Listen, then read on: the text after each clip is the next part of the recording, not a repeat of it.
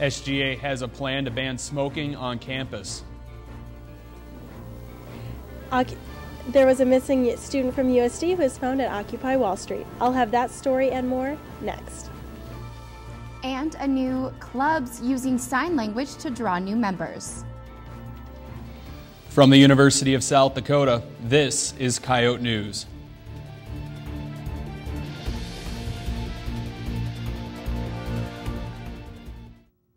Tonight, Student Services is offering more testing clinics, and accounting superstars are coming to campus. Plus, what spoof events should be on your must-attend list for this week. But first, headlines with Cassie Bartlett. Capital One Financial Corporation could end up in Sioux Falls. South Dakota Governor Dennis Dugard and U.S. Congress members say 400 new jobs may be coming to the area, and they say that'll double its workforce the following year. The governor's Office of Economic Development offered Capital One a $200,000 grant to help train workers. Last week, TransCanada was told to redirect its oil pipeline running through Nebraska. The state's officials say a rerouting agreement will help avoid possible legal conflicts. The dispute returns to the U.S. State Department if the two don't agree on a precise route. The issues gain national attention because the pipeline would cross part of the Ogallala Aquifer. It supplies water to 8 states. Yesterday, hundreds of police officers raided Occupy Wall Street. It started around 1 a.m. Zuccotti Park was the base for the protest, and it was empty before dawn.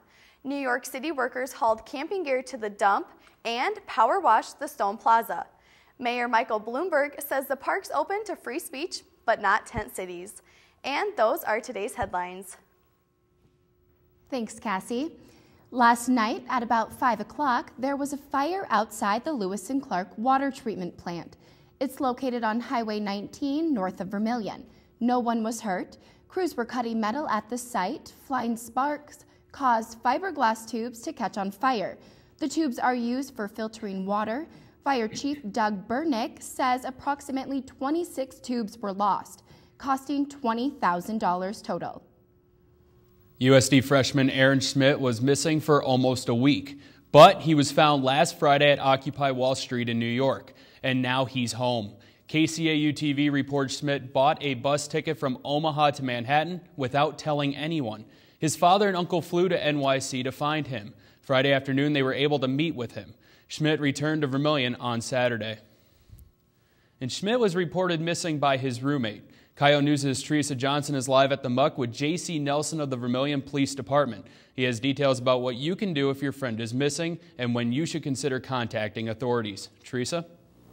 Well, this latest incident of a missing student ended on a positive note, with the student being returned to South Dakota unharmed. However, that is not always the case. A few years ago, a USD student went missing and authorities found that person had committed suicide. Sergeant Nelson, can you tell me, if someone is missing, what should their friends or roommates do first, and who should they report to? First attempts, obviously, if you know friends or family that would also maybe know how to get in touch with that person. Try those first. Obviously, you can always call the authorities if you have reason to believe somebody may be in a potential position to harm themselves. Call the authorities right away for anything like that. But if you have trouble tracking them down, use your resources in your local departments and call and get the help that you need to find them. Okay, and procedurally, what would local authorities do? Would they go through parents or friends if they were reported to? Often, yes. If they have not been contacted or we're not sure as to what information they may have, that may help us. We a lot of times will backtrack and contact those people as well. We also notify local and regional law enforcement as well as a national system that puts out the person as a missing person, so law enforcement can watch for that vehicle if they're driving a vehicle and look for that person. If they have contact, they can let us know they've been located. Okay, and what duration of time should that person allow to elapse before they do report that their roommate or friend is missing? That depends a lot of times on the circumstances. Anytime you believe that a friend or family member may be in a position to harm themselves, contact your authorities right away to get every bit of help you can to locate the person. If you have a roommate or friend that you don't see every day anyway and just haven't been able to get into contact with them, use your best judgment with it, but if you have any reason to believe that something may be wrong or you have that feeling that they should be answering when they're not, go ahead and call and see if officers can help. But it helps us if you have some reason to believe that they're not just stayed at a friend's house for the night, something like that. If you have a little more to go on, that we can start to put the urgency out. Okay, and a lot of people tend to think it's South Dakota, it won't happen here. Do you think missing persons are more common than people think? Definitely so. We actually get quite a few here and there. Turn out a lot of times to not be necessarily an actual missing person, as the case that you guys are recently talked about here. But you get a lot of circumstances where somebody can't be contacted and they call for help. I'd rather have them turn out to be a simple case of we helped find somebody that no emergency existed, rather than have it be an actual emergency and nobody called and we couldn't help somebody that we should have been able to. Okay, well, thank you very much. Again, that student was found at Occupy Wall Street and he has returned safe to South Dakota. For Coyote News, I'm Teresa Johnson. Thanks, Teresa. It's the 1-year anniversary of South Dakota's smoking ban. You can't smoke in bars, restaurants, or casinos. Now the SGA is interested in a campus smoking ban. Coyote News' Travis Berg is live in the newsroom. He was at last night's SGA meeting. Travis? Hey, thanks, Brianna. Sorry you can't see me right now, but last night the SGA tabled a resolution banning smoking on campus. The proposal would set aside smoking areas outside the dorms and in parking lots. However, enforcement isn't the issue. An SGA poll last year says most students favor a smoking ban. Last night, Stanford Swanson started the discussion. He says other campuses across the nation are moving to no smoking resolutions, and even without enforcement. Whatever policy, if there is one that's taken forward, enforcement really isn't the issue. Is that USD is promoting the best interests of their students, that they're promoting an environment that's safe and healthy for those who do smoke and don't want to smoke or inhale it. Some schools in the Midwest already have a smoking ban. They include the University of North Dakota, North Dakota State, Black Hills State, School of Mines, and even SDSU is considering the ban. But they say smoking on campus has decreased because of its resolution. USD's proposal doesn't change current policy, and it doesn't make the current rules stricter. It's only an endorsement, which Swanson says is about changing a culture. Oh, there we go. Representatives vote on the ban in 2 weeks, and the SGA is encouraging your input. So check out Coyote News on Facebook and tell us what you think about the smoking ban. Jerry? Travis, are there any other regional campuses with a full ban? Some campuses across the nation that do have the ban. The University of Iowa has a full ban, and they'll actually fine you $70 if they catch you camping on smoking on campus. Excuse me. But they found that when they implemented the ban, that less people on campus were smoking, and they didn't issue that many citations. And what happens after the resolution's passed? Go to the administration. The administration will ultimately decide to enforce the resolution. They can drop it, or they can work with the SGA to pass a new piece of legislation. So, and Stanford Swanson, he says that if the administration wants to change something, he hopes that the administration works with the SGA because this is a student-led effort. Okay, thanks, Travis. Travis Berg reporting live from the Coyote Newsroom. Since last year, Student Health Services has come to campus 3 times to provide students with on-site STD testing. It provided tests at the North Complex twice and Coyote Village once. Coordinator Rachel Sfortine says 49 students were tested and about 8% came back positive. She says on-campus testing was requested by the Student Health Advisory Board. And they are given funds every year to provide education to students. So one of the funds that they wanted to do is just to get the word out about STDs, and thought they'd make it easy by coming to campus and getting tested. According to the South Dakota Department of Health, chlamydia and gonorrhea are the most common STDs in the state. Gonorrhea is on the rise. Swartine says it's important to get tested. I would just recommend students to go out there and get yourself tested. It should be an easy thing. Shouldn't prohibit you financially. That's why we're coming to campus. Student Health Services is providing another testing opportunity on November 30th in Burgess Norton Hall.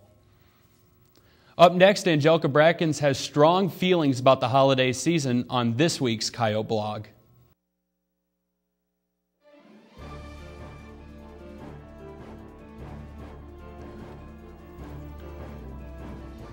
This week on Coyote Blog, Angelica Brackens gets you into the holiday spirit. Well, it's just about that time of the year again, Thanksgiving. Yes, there is a holiday between Halloween and Christmas. Most people seem to forget that. I know. Christmas came early for me too when Justin Bieber came out with his Mistletoe Christmas album. But when you really think about it, Christmas really is just around the corner. By the time we get back from Thanksgiving break, we just have a few short weeks and then it's finals week and about time to go home for Christmas.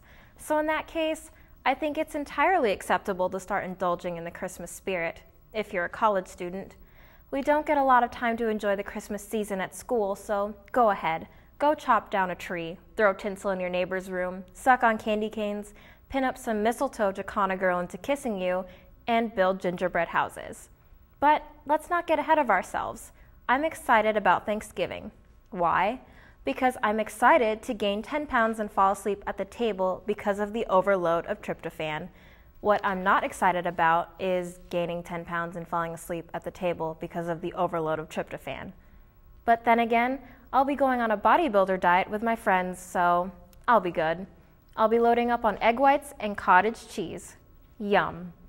For Coyote Blog, I'm Angelica Brackens. Thanks, Angelica. Prestigious accountants are coming to USD to talk about fair value and fraud. The Beacom School of Business and the Honors Fraternity Beta Alpha Psi are hosting accounting professionals from KPMG Omaha. The discussion's open to the public and is happening tomorrow night at 5 o'clock in the B School, room 208. A local spoof of Saturday Night Live is taking place tomorrow night in Slagle's Alps Auditorium. USD's Pi Kappa Alpha Men's Fraternity is presenting their annual philanthropy Thursday Night Live. Proceeds from the event go towards research for a cure for kids' cancer. The show begins at 7 o'clock. Up next, we'll take a look at one-act plays and a new club signing its way onto campus. Stay with us.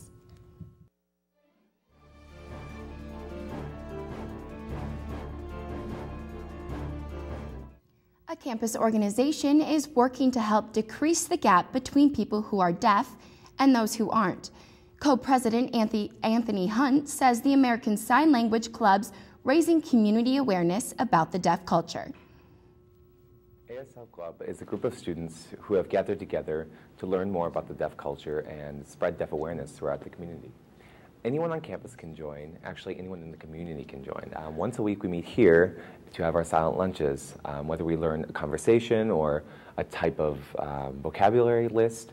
But right now we're learning a song. Next semester we have a lot of great things coming. We are going into elementary schools and we are going to perform a skit that we have written in conjunction with Dr. Bellis. The theater group, the script is being finalized. It's going to start off as children's theater, but we're hoping to expand it.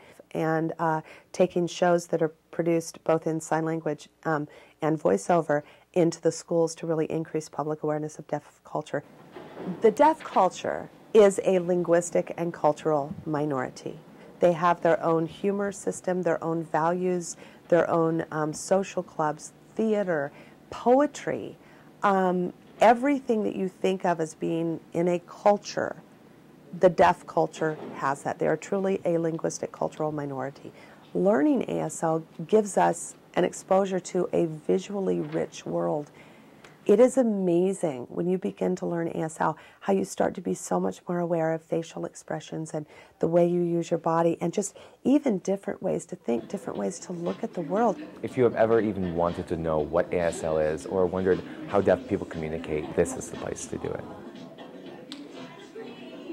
If you're interested in attending a silent lunch, they're held every Wednesday from 11 o'clock to 1 in the Muck, room 216A. Chicago-based artists Phyllis Bromson and Adam Scott are currently displaying their work in the John A. Day Gallery. It's located in the Warren M. Lee Center. Allison Aramew says she enjoys the art. Fantastical worlds, and I think that that's an element of play that the viewer can bring to that viewing experience and enjoy.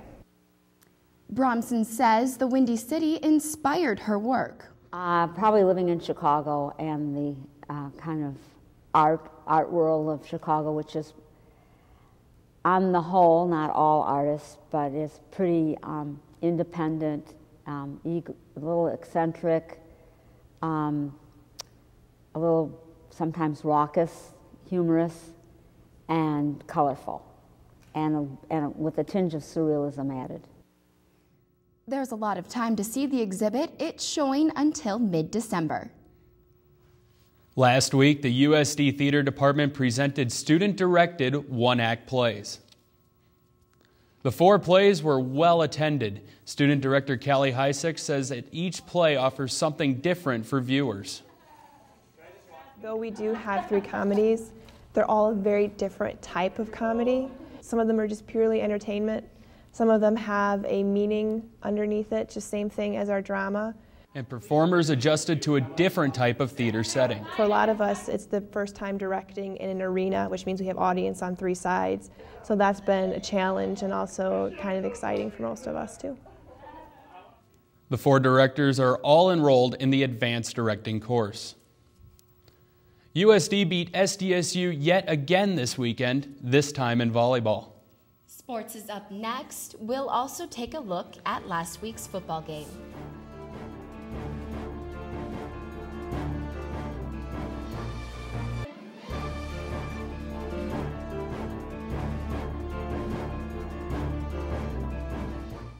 Today on Coyote Sports, see how football finished its last home game of the season.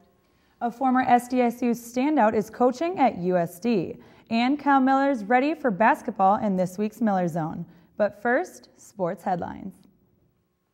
Thanks, Haley.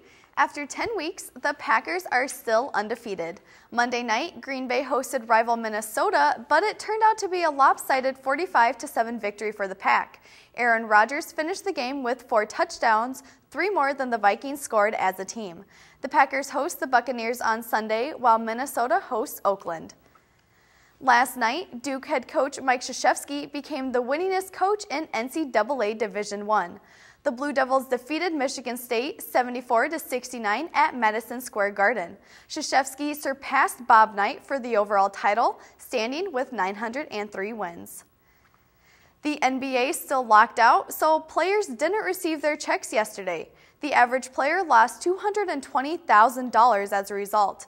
On Monday, players and owners couldn't agree on a new labor agreement, further jeopardizing the entire NBA season.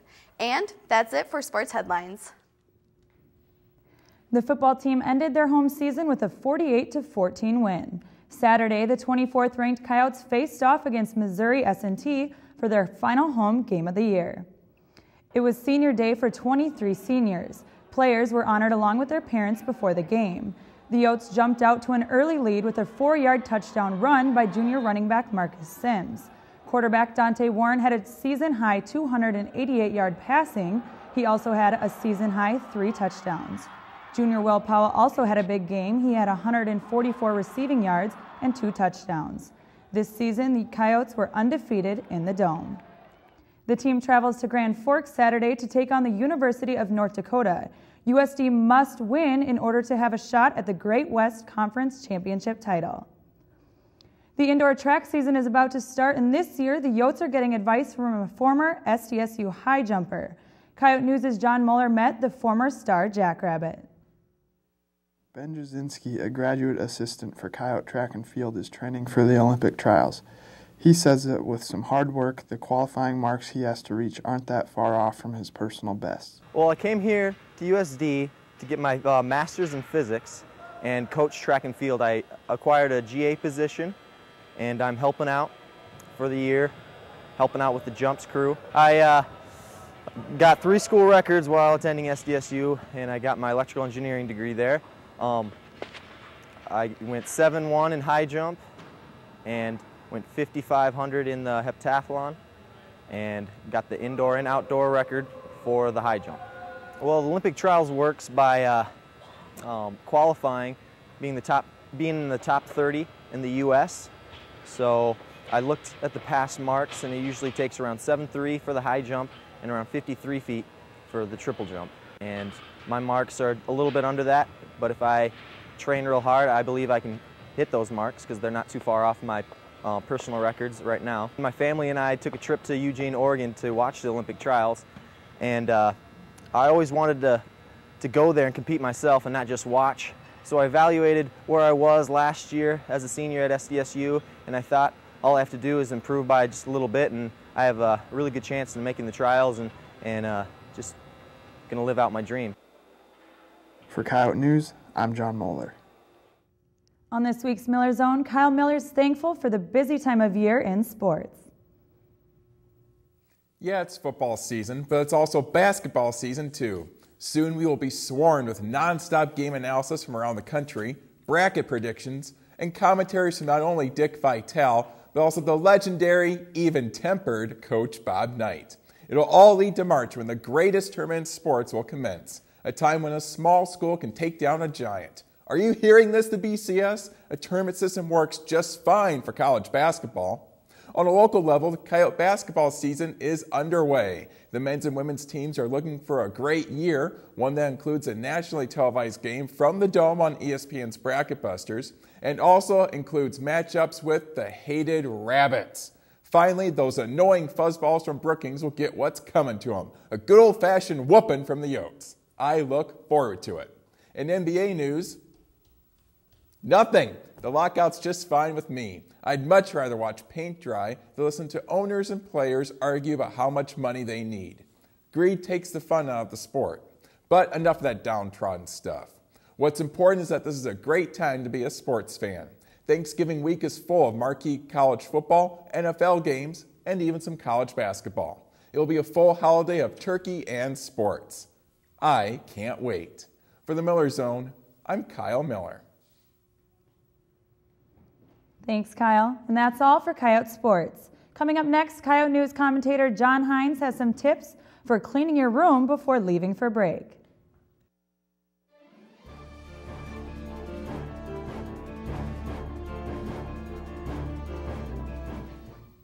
With Thanksgiving break just around the corner, dorm residents need their rooms checked before they can leave. John Hines checked out early to show freshmen the process. Checks now, and I'm going to start with John. He's one of our more troublesome residents, and let's get this over with.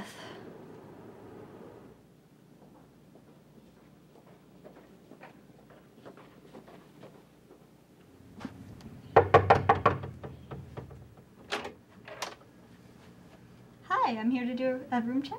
Sure. May I come in? All right. Thank you. You know, we're just here doing routine room checks before. I've been through a lot of room checks in my 6 years here, about 19 or so, and the first 15 were pretty rough. After that, I figured out where to hide my stuff, so I'm hoping number 20 is going to be a good room check for me.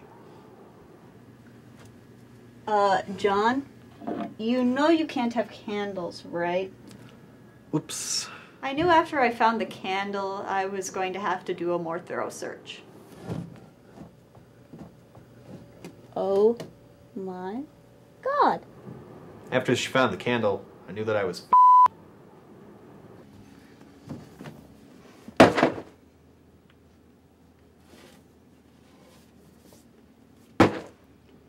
Looks like you got some extra contraband up there. Wonder what else you got. What's that?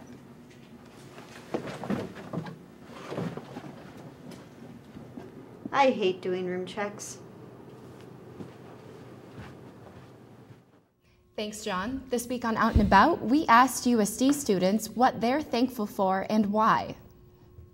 Thanksgiving, I am thankful that it is not snowing outside yet. For making it into a decent college. Friends and family for all their love and support. I'm thankful that I have a good family, that I have a great place to come to school, and great classmates to go to school with.